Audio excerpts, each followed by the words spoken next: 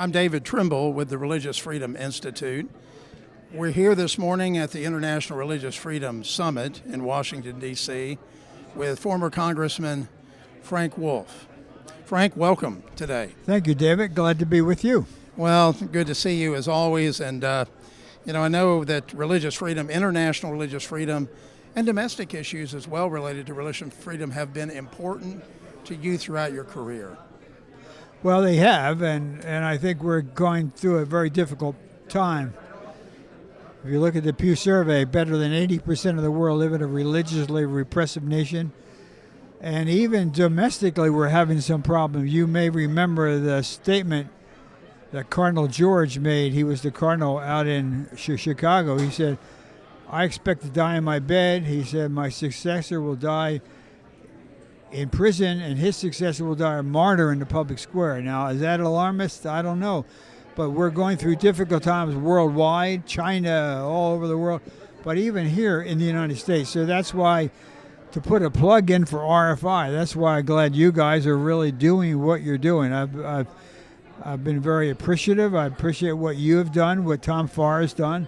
Always been a great fan of Tom's. And also, I want to give you a plug and thank you for putting that event on to honor Alan Sears. It was a very good event. And lastly, your beautiful, wonderful comments about Ken Starr.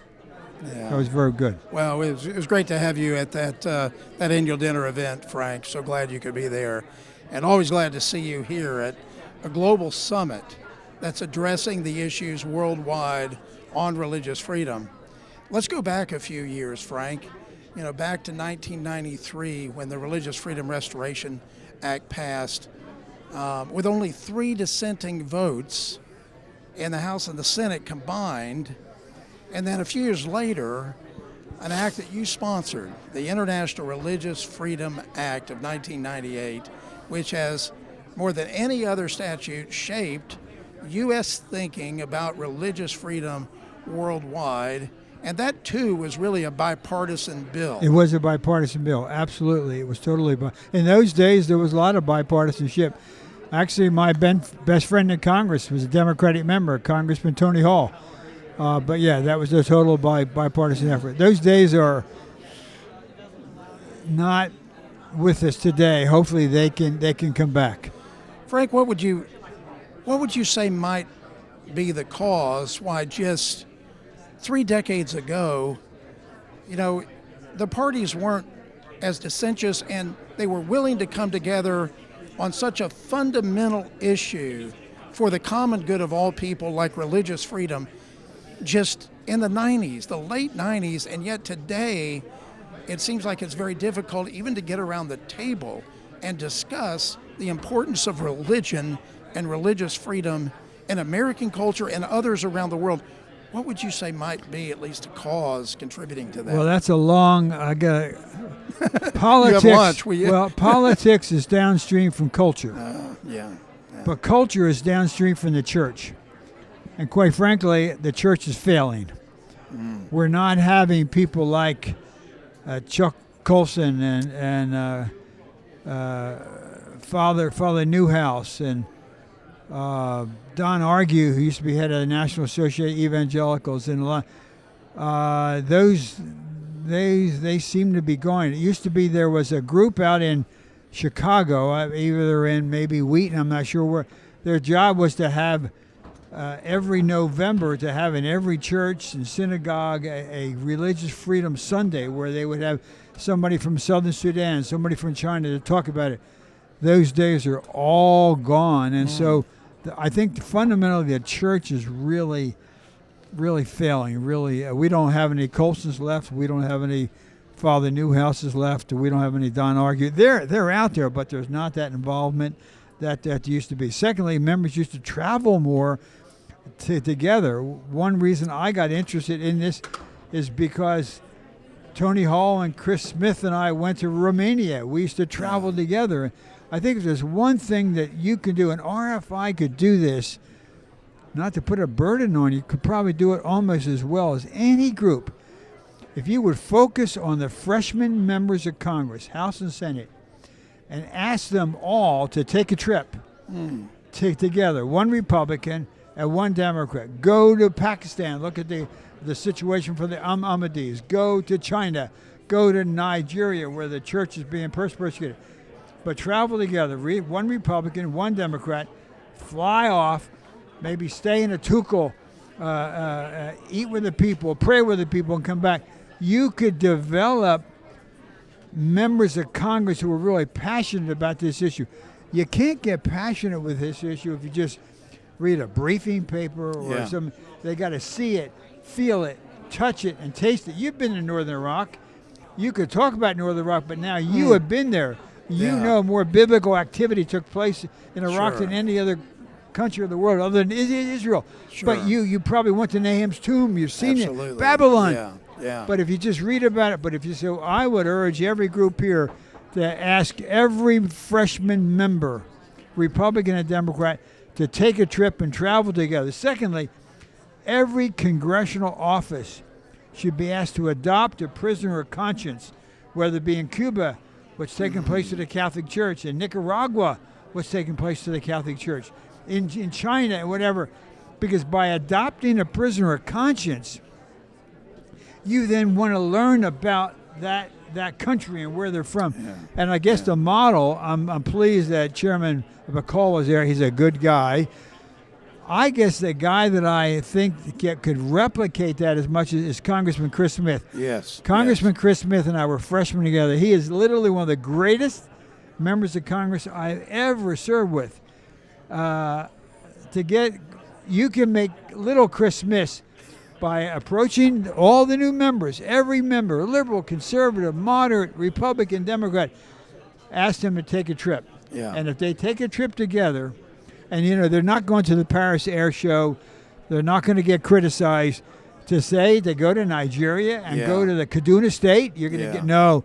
I think that could really change this whole thing, to bring people together, because you want to keep this issue bipartisan, but they have to see it, feel it, touch it, taste it, talk to the Boko Haram parents, talk to Leah Sharibu's parents, talk to the Catholic cardinals there, talk to the bishops there, go into the villages. They'll come back, they'll never be the same, and you can change the whole Congress. Yeah, I agree, and I want to thank you, Frank, and Chris Smith, for what the two of you have done together over decades. Has been exemplary to other members of Congress and to RFI. Now, you said something a little earlier that is really the heartbeat of RFI. You said religion and religious freedom is an issue that is upstream from culture, and then the church is upstream from that. And that's really where we focus our work. So we've done a lot of academic research. We believe we've developed a real ability to understand and explain religious freedom. But unless we're able to get that to the young people in society and help them to understand again why our First Amendment and why religious freedom is fundamental to all human rights and contributes to a host of societal goods, I think we're losing a whole generation. I agree. Well, you should go look at the group, David, that was around for about 7 or 8 years after the bill passed. They went into the churches. They didn't lobby here in Washington. There was nothing political, but they made sure that almost every church in the country had one Sunday where they brought together dissidents from Sudan and from China, and they talked. Because if you can wake up the pews, wake up the churches, you can literally change everything. But I think of all the groups in town, I think RFI has one of the greatest opportunities, and I know a lot of your people. You have a lot of good people. You guys can make the big difference. Keep in mind, everything we're seeing now in politics is downstream from culture, but everything in culture is downstream from the church. So if you guys change the church and wake up the church, you can save the country. Yeah, that's a really great truth, Frank. Let me ask you one final question, and then we'll let you get to lunch. If you were to give one word of advice on what we can do as people working in this space, as leaders in religious freedom, what can we do to reach our young people? Yes, reach them in the church, yes, but what about reaching them in our schools, our high schools, our middle schools, our colleges, I think we've got to find the next generation of Chris Smiths and Frank Wolfs and Chairman McCall's in today's young people. What could we do? Well, I have a lot of thoughts on that. It's too long for me to go into it. I contacted, I won't mention the names, and they said they were going to do it, and then I think you have to find the Lech Waleses and find the people that in Romania and Father Rodnikov in Russia, and let them come over, bring them over to go into college campuses and tell what life was like in Russia, what life was like in Romania. I thought we had a group that ready to do that. They're dying out, but they're still around. Rodnikov has done amazing things. I know some of the pastors in Romania that we used to work with. They're in their 60s and 70s, but bring them over and then do a documentary explaining. You know, when before COVID happened, and I'll end on this. Congressman Tony Hall and I were going around to colleges and speaking. Our first group, we went into the Christian colleges. At most of the Christian colleges, they didn't know who Chuck Colson was. Chuck Colson was a mentor of mine. Yeah. I was at one of the leading Christian colleges in the country. I won't going to mention the name. And I said, do you know who Chuck Colson is? And one kid said, I called on him. He said, my mother told me he was arrested for breaking into a hotel. They didn't know who Colson was.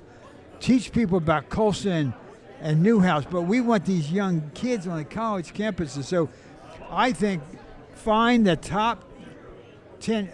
Solzhenitsyn's children live half the time in Philadelphia and half the time in Moscow. Get a Solzhenitsyn type. Get the prominent people in Romania that was the prominent people in Russia, in Poland, and have them do a documentary and then bring them over there and speak to American religious leaders to show that if this thing isn't stopped, and lastly, the power of prayer. But we need the young, and I go to these meetings and everyone is, I won't say old, but they're old. We need the young, 19, 20, and 21. Lastly, this is very controversial. Don't want to get you involved in it. One of the things that I read every couple of months is Dr. Martin Luther King's letter from a Birmingham jail. That's right, yeah. I think those of us who want to follow Jesus and take these principles ought to be willing to do what Dr. King did. I think we ought to be willing to be arrested. So if you got a group that want to picket to get arrested for this, I'm willing to go with them. God bless you and thank everybody at RFI. See ya.